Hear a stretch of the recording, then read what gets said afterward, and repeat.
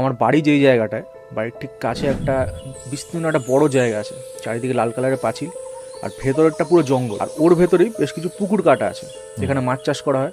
এবার বর্ষাকালে কী হয়, যেহেতু জায়গাটা একদম নিচু, তো জল পুরো ভরে যায় আর ওভারফ্লো হয়ে যায়।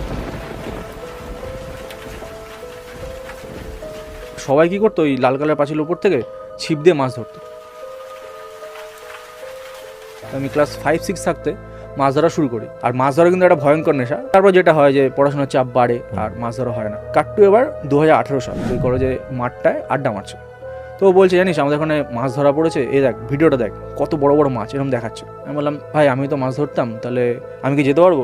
মাছ ফাছ ধরবো। বাকি বন্ধুরা বলে শুধু মাছ ধরতে গিয়ে তো লাভ নেই, একটা পিকনিক কর। তো ওনার নাম ছিল সমীর কাকা, তো ওনার সমীর কাকার বাড়ি যাচ্ছিলাম, তো যথারীতি মাছ ফাছ ধরা হয়, বেশ মজাই হচ্ছিল। এবার সন্ধ্যেবেলা যেটা হয় যে বারবিকিউর প্ল্যান করা হয়। এবার সন্ধ্যা হয়ে গেছে, তখন 6:30-7টা বাজে।